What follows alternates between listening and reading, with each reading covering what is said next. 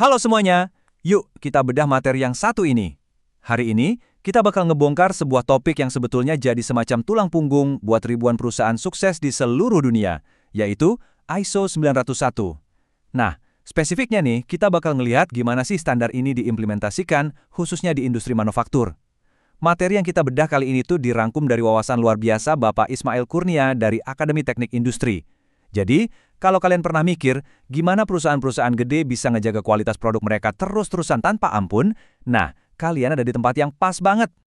Oke, mari kita langsung selami aja ya. Coba bayangin, kita mundur bentar ke zaman Perang Dunia Kedua di Inggris. Waktu itu pabrik-pabrik kan harus beroperasi siang malam tanpa henti. Tapi, mereka malah ngadepin masalah yang super mengerikan dan anehnya bukan dari serangan musuh, melainkan dari dalam pabrik mereka sendiri.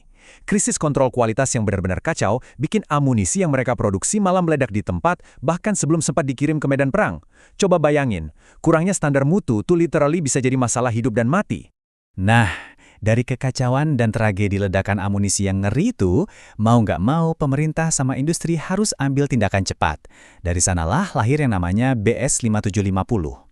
Ini tuh semacam standar awal yang dengan tegas ngewajibin semua prosedur didokumentasikan dan harus ada bukti nyata dari pelaksanaannya. Jadi bukan cuma soal bikin barang jadi ya, setiap langkah tuh harus dicatat dan diukur. BS 5750 inilah yang pada akhirnya jadi fondasi atau kakek moyangnya sistem manajemen mutu modern yang kita kenal sekarang. Masuk ke bagian pertama, yaitu akar sejarah ISO 9001. Kita bakal lihat gimana sebuah solusi yang awalnya cuma dipakai buat mengatasi krisis masa perang, pelan-pelan berevolusi jadi fenomena global.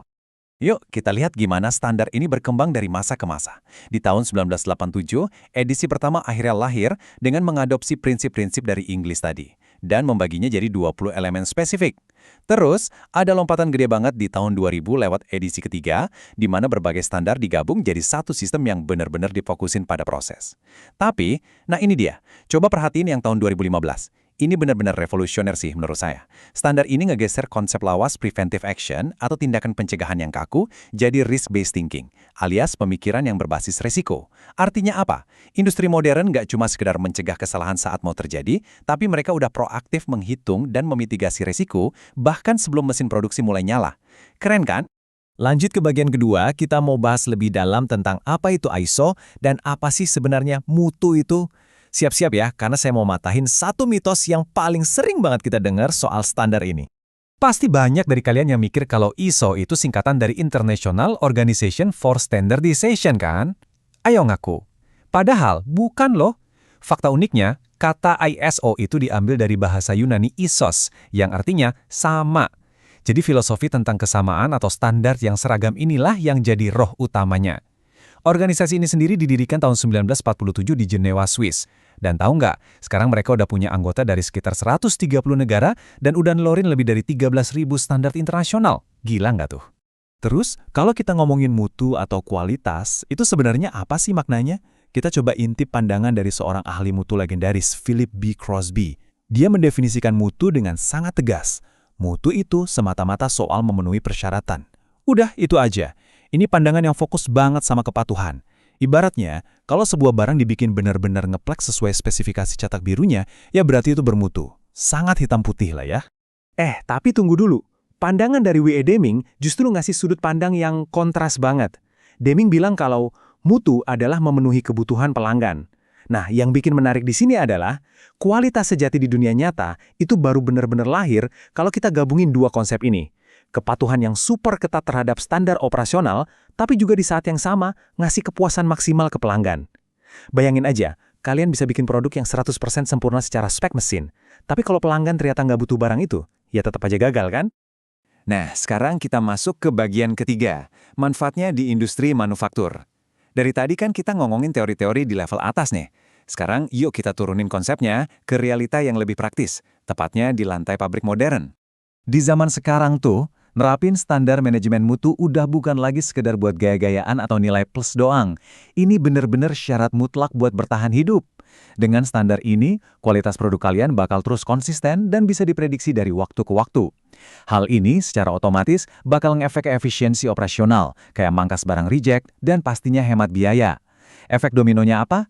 Pastinya pelanggan makin puas, loyalitas makin kuat, dan yang paling krusial nih, Ini tuh kayak tiket VIP buat nembus pasar global dan ngebuka pintu ekspor lebar-lebar. Coba kita lihat alur produksi ini, kelihatan jelas banget kan gimana sistem ini kerja di lapangan, mulai dari material datang dan diterima, lanjut masuk ke jalur produksi, lalu diinspeksi secara detail, dikemas dengan aman, sampai akhirnya siap dikirim ke tangan konsumen. Nah, ISO 9001 ini nggak cuma mandangin hasil di ujung aja. Setiap detil kecil dari fase ke fase tuh dikontrol super ketat. Setiap titik kritis di rantai produksi dijaga, supaya nggak ada lagi tuh celah buat kejadian horor kayak ledakan amunisi metaforis di Perang Dunia tadi. Semuanya serba terukur. Lanjut ke bagian keempat, tren dan dampak global.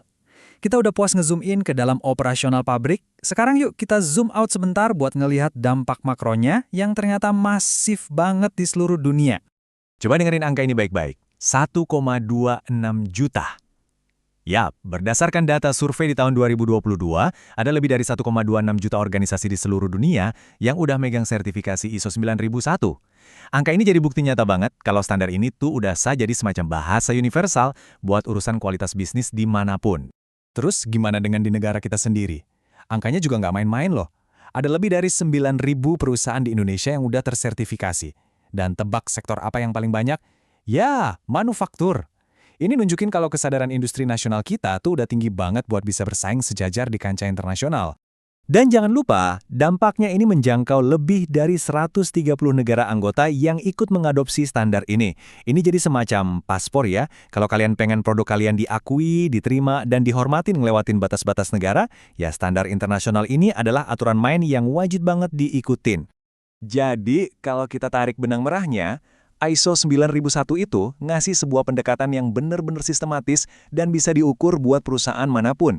Ini bukan sekedar setumpuk dokumen prosedur tebal yang cuma disimpan di laci abis diaudit ya. Lebih dari itu, sistem ini maksa kita buat terus melakukan peningkatan berkelanjutan, biar bisa terus adaptasi sama pasar yang geraknya cepet banget. Pada akhirnya, inilah bukti kredibilitas paling valid buat nembus kerasnya pasar global. Kita udah jalan lumayan jauh ya hari ini, dari ngebahas solusi darurat zaman krisis perang, sampai gimana sistem ini berevolusi jadi standar emas di seluruh dunia. Nah, sebelum kita udahin bedah materi ini, saya mau ninggalin satu pertanyaan yang lumayan penting buat dipikirin. Di era global yang super dinamis ini, apakah kualitas produksi kalian sudah berbicara dalam bahasa yang sama dengan dunia? Sebuah pertanyaan yang pastinya patut direnungkan buat siapa aja yang pengen terus bertumbuh. Makasih banyak udah ngikutin bedah materi ini bareng saya. Teruslah belajar, pastikan sistem kalian tetap terstruktur, dan sampai jumpa di pembahasan materi seru berikutnya.